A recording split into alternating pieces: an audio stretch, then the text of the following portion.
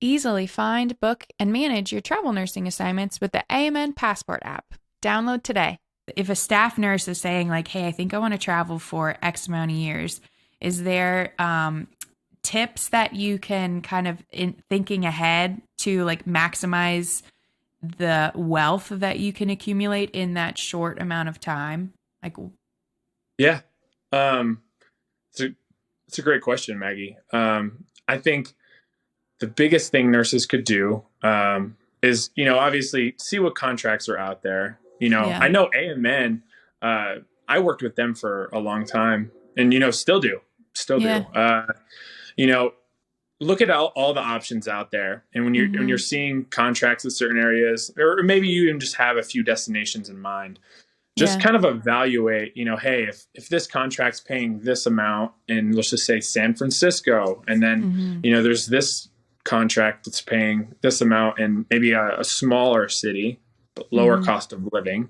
I think you just have to evaluate all the factors. So like yeah, maybe one contract's paying more, but it may cost you $4,000 or $5,000 a month to live there while you're on yeah, assignment versus a mm, place where you could make 2,500 and maybe it only cost you 1,500 a month to live there. So yeah, thinking about all the factors, like how much it'll cost to get you there, and just cost of living, things like that.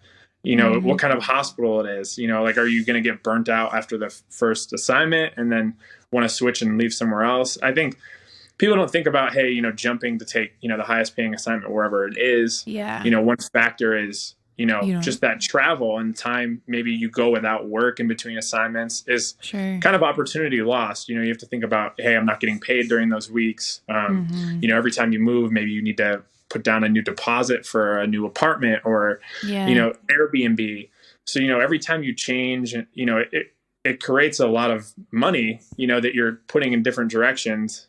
But if you mm-hmm, can stay in one place, I usually recommend, if you can, stay in place for at least 6 months, so yeah, just one contract and maybe a renewal, just because you have that one, steady income, your expenses, there's not those extra moving costs, booking mm-hmm, flights. I know companies now, they reimburse for a lot, but yeah, there's a lot of things they can't reimburse you for 100%. So you yeah, just, the more you're moving and, taking time off from work, it can create a lot of money outflow. yeah, Um, so I think that's one big thing you could do, is just try to stay in places for just at least 6 months, just to yeah, really kind of take advantage of that, you know, normal income, versus sure, expenses. And then I think beyond that, just like we mentioned before, just being intentional and creating a plan, even just mm-hmm, before the assignments. I know that a lot of companies, they give you the pay breakdown of, yeah, gross versus net, or if they don't even give you net, you can kind of calculate net, and just see like how much money am I going to have every month versus how many bills, expenses I'm paying, and say mm-hmm, that's 3,000, say that's 4,000, like creating a plan for that money, and yeah, really trying to stick to it, like give yourself, hey, this little bit of money to spend and enjoy, but then, hey, I know this 3,000 is going to go towards investments or savings. yeah, Um, so at least, that 3 to 6 months during your contracts, hopefully you're going to end up with X amount. right, And I think that could really get nurses ahead. Um, I know nurses, they really, lately I've been seeing, and I mean, I do appreciate it. I see nurses, working for, 3 to 6 months, just like straight, and then taking, that same amount of time yeah, off. I could never. I My do, I my do, stress level could never.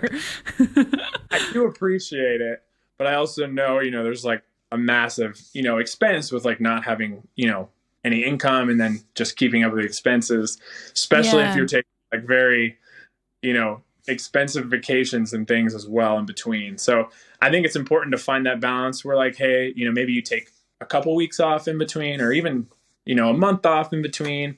But if your goal is to try to get financially ahead, yeah, obviously the more you can work, the better. But you don't want to get a burnout to the point where you can't work at all. So, whenever you do need to take time off, I think it's appropriate. yeah, But I think extended time in between assignments could definitely have a negative drag on, whatever you're trying to achieve financially.